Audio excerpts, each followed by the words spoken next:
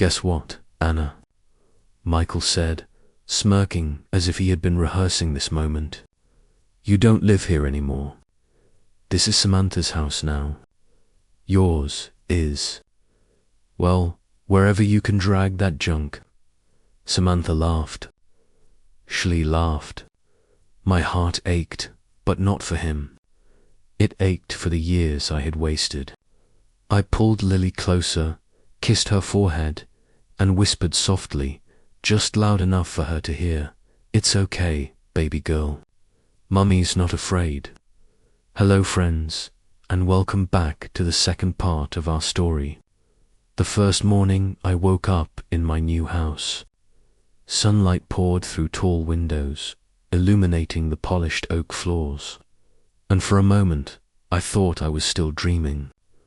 Lily was in her crib, wrapped in soft white blankets, the kind I used to admire in store displays, but never thought I'd own. Now they were hers. I walked barefoot across the room and carefully lifted her into my arms. Her eyes fluttered open, and she made that little coo that melted me every time. "Good morning, Angel," I whispered, kissing her gently. "This is our home now. Our fresh start." The house was more than I had ever imagined. It wasn't just a place to live. It was a sanctuary. Spacious, warm, and safe. It felt like the home I had always dreamed of, but never thought I deserved. I chose it not because of its grandeur. It was beautiful, yes, but it was the feeling it gave me that mattered most. There was room for Lily to grow, for me to breathe, and for our lives to flourish. The first week in the new house was filled with simple pleasures.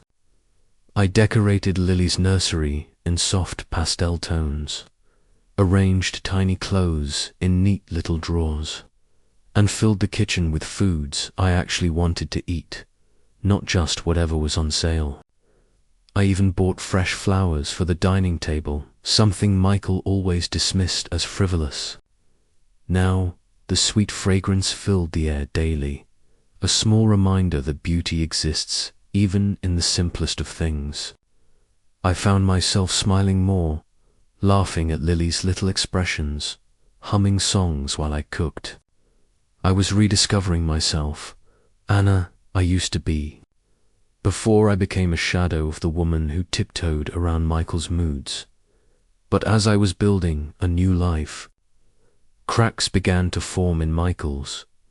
Word spread faster than I expected. Mutual friends whispered about the chaos brewing in his so-called new beginning with Samantha. At first I tried not to care, but I couldn't deny the quiet sense of vindication.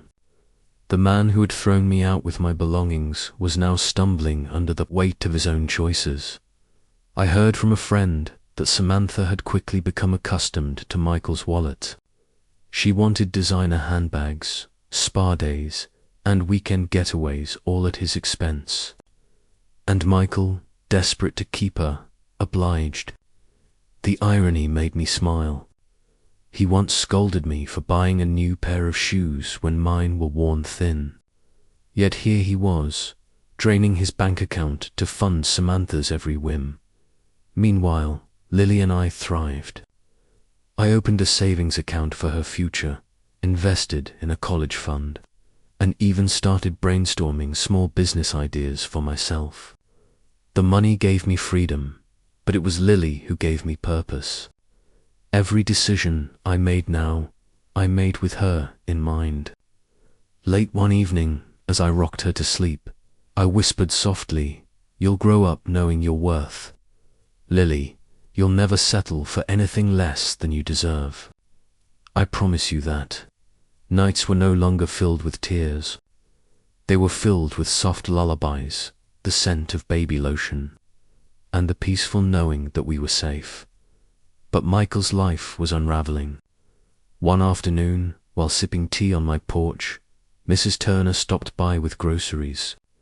She sat across from me, her eyes twinkling as she said, "Anna, I hate to gossip, but it seems your ex is having a hard time keeping up with his new bride's appetite." I chuckled softly. I can't say I'm surprised. He's been borrowing money, she added, lowering her voice, from anyone who will listen. And Samantha, well, she's not exactly the supportive type. I shook my head and brushed it off. I didn't want to focus on Michael's downfall, but even as I dismissed her words, I couldn't help but feel the stark contrast between our lives. He had chosen betrayal, and it was eating him alive. I had chosen Lily, and she had saved me. That night, as I tucked Lily into bed, I realized something profound. Happiness didn't come from revenge, from watching Michael suffer. True happiness came from holding my daughter, from hearing her soft breathing, and from building a life filled with love and peace. Michael's world was crumbling, yes, but mine was just beginning. If there's one thing I've learned, it's that masks don't stay on forever. Sooner or later, the truth forces its way through. And for Michael, that truth came crashing down in the form of Samantha. At first, she played the perfect role, sweet, affectionate, always ready to laugh at his jokes. But's performance was short. Within months, Samantha's smile soured into sneers, her charm into criticism, and her affection into demands. Michael, from what I heard, was drowning. He had once controlled everything in our marriage. My spending, my friends, even the way I spoke at dinner. Yet with Samantha, he was the one buying. She wanted a new car, a luxury apartment, weekly spa treatments, and designer labels I had only ever seen in glossy magazines. And she wasn't subtle about it. One evening, as I wrecked Lily in her nursery, I got a call from Lisa, a mutual acquaintance.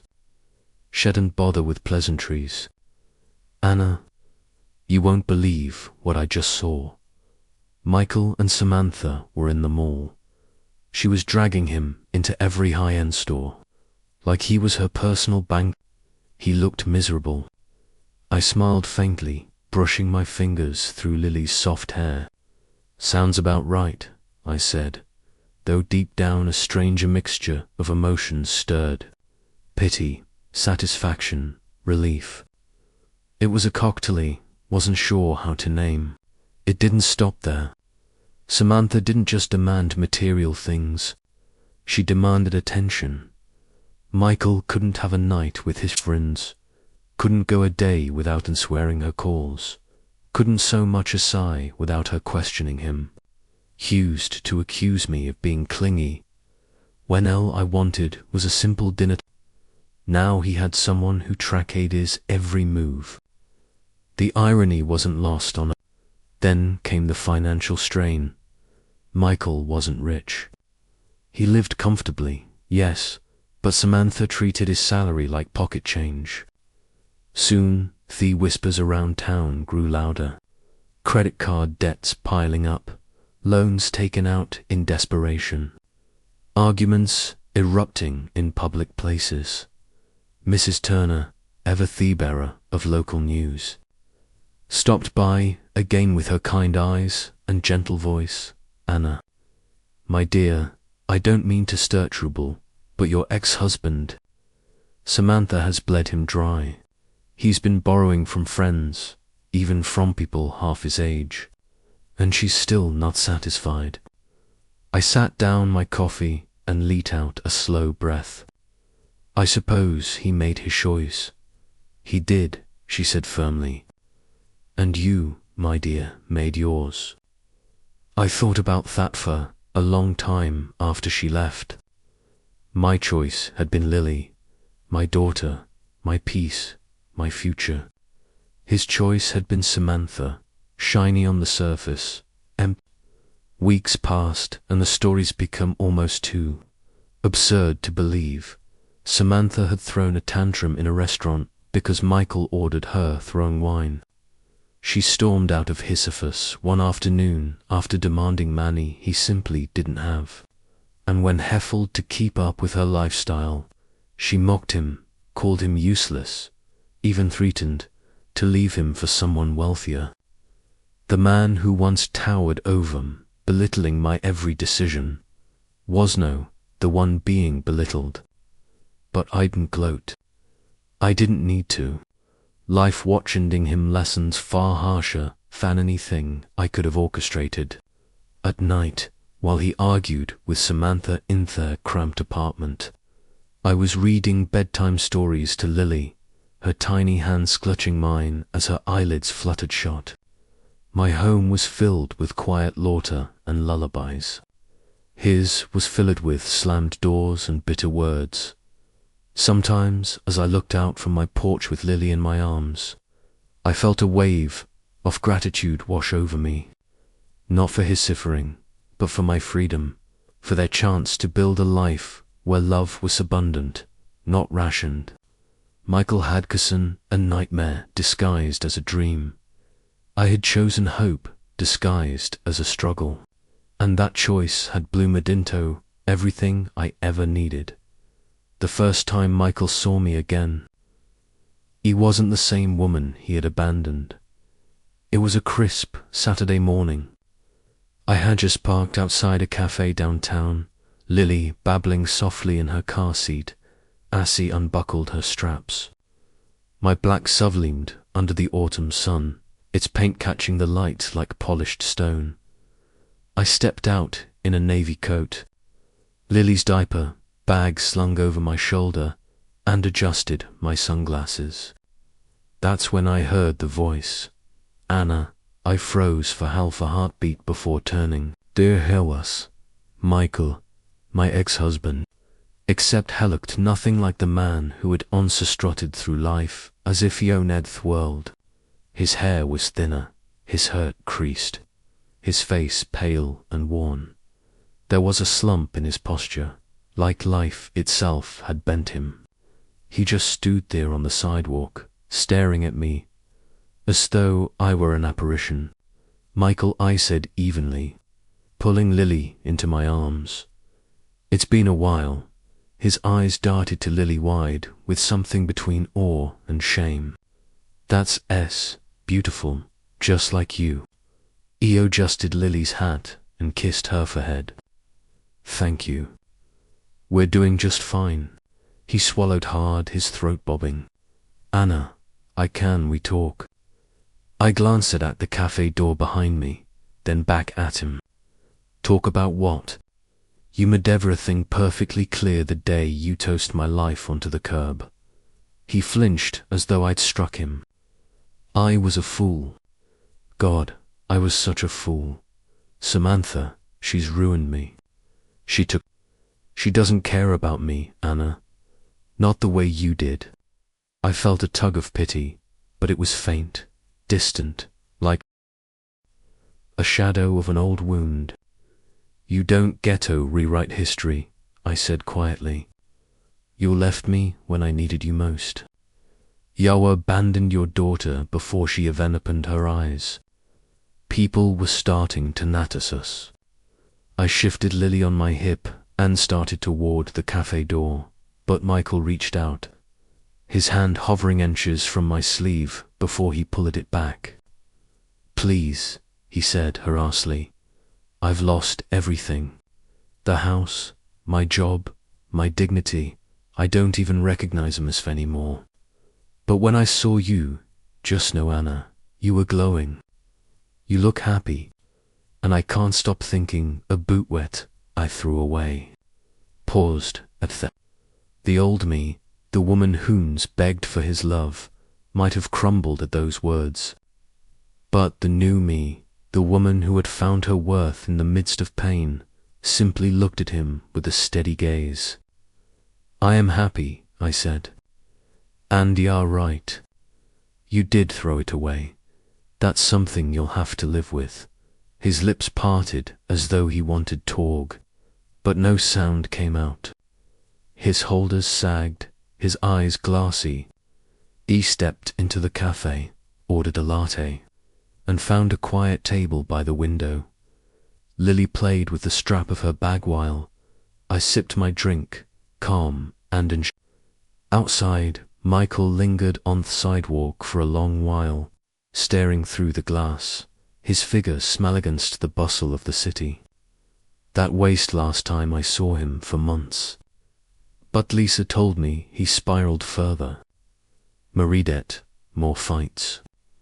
Samantha eventually left him for another man, one with deeper pockets.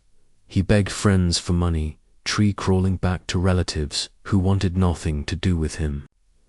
And all through while, regret carved lines into his regret that grew heavier each time remembered me. The woman Hetty scarred, the woman who was now untouchable in her peace. Regret became his only companion.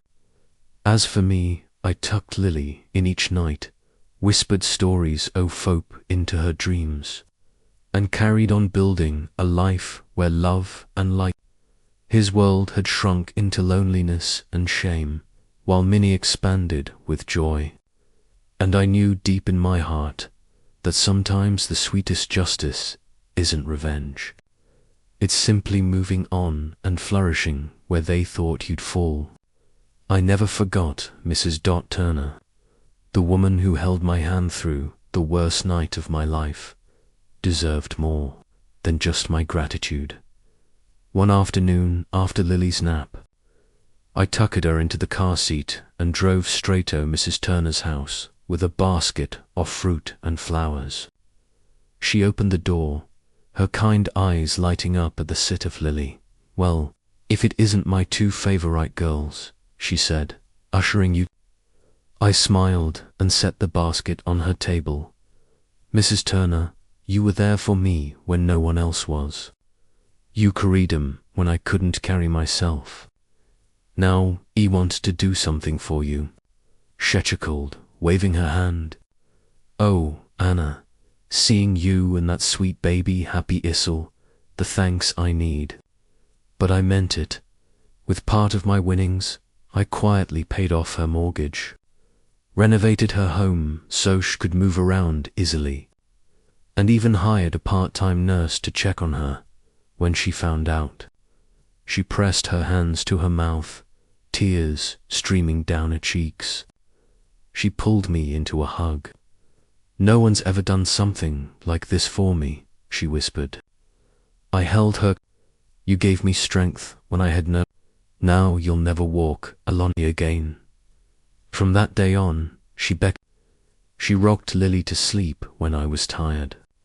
She sat with me on the porch hearing stories, and she reminded me with every smile that kindness never dies. It only comes back multiplied. Months passed before Michael finally gathered the courage to reach out again. This time, it wasn't a chance encounter on a busy street. It was a letter, handwritten, shaky, folded neatly into an envelope and slid under the door of me new home. When I picked it up, my first instinct was to toss it into but something in the uneven scrawl of my name across the front made me pause. I sat at the kitchen island, Lily's giggles echoing from the living room as she played with her toys, and unfolded the paper. "Anna, I don't expect you to forgive me. I don't even expect you to read this, but I need to say it. I was blind, arrogant, and cruel. I destroyed the one good thing in my life because I thought I deserved more. Now alive every day with the taste of ashes in my mouth. Samantha is gone. Maintenances are wrecked. I am a shadow-offed man I once was, and the only thing that keeps me breathing is the memory of you and Lily. If there is any mercy left in your heart, please let me apologize in person. Michael." I folded the letter slow, my chest tight. Once upon a time, words like that would have shattered me open. Once upon a time, I would have clung to every line, desperate for scraps of his affection.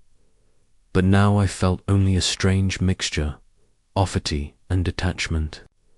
I agreed to meet him on my terms. We sat at a park bench in a breezy afternoon, Lily napping peacefully in her stroller beside me. Michael looked worse than before, hollow eyes, a gaunt frame, clothes that hung loosely from his body. "Thank you for coming," he said softly. His voice carried no arrogance now, only wit. He nodded. "I read your letter." He swallowed. "Anna, I know I didn't deserve it, but I'm begging you, please forgive me. I would do anything to take back what I did." I studied him.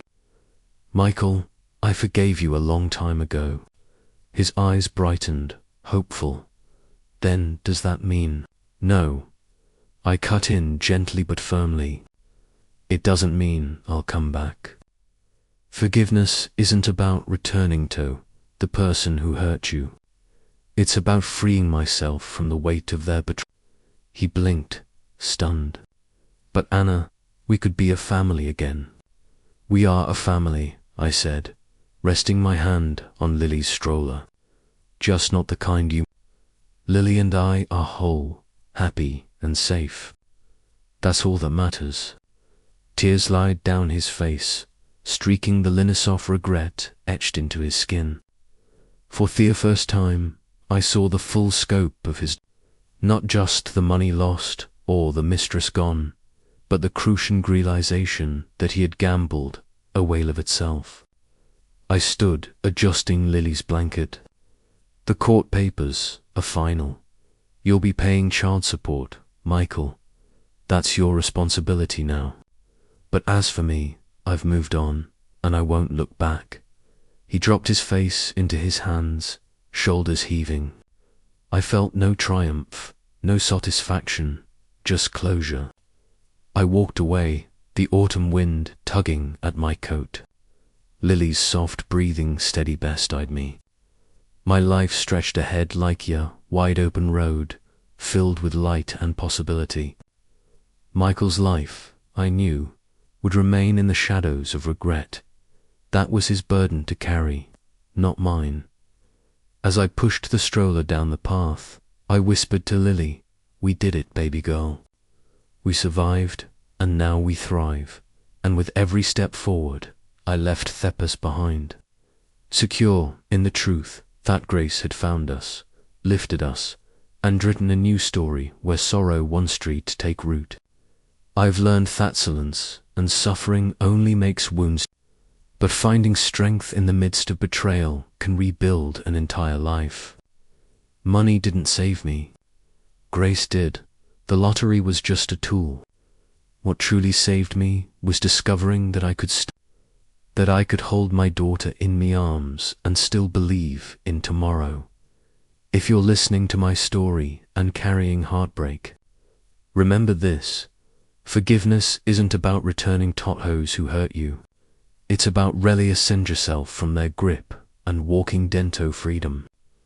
I lost a husband, but have found myself. I walked out with nothing, yet gained everything. And today, every smile from Lily reminds me that even when people abandon you, destiny will never forget your name. So don't give up. Don't stay stuck in pain. Life has a way of turning ashes into beauty when you least expect it. This is my story, and it's proof that sometimes the best revenge is simply living.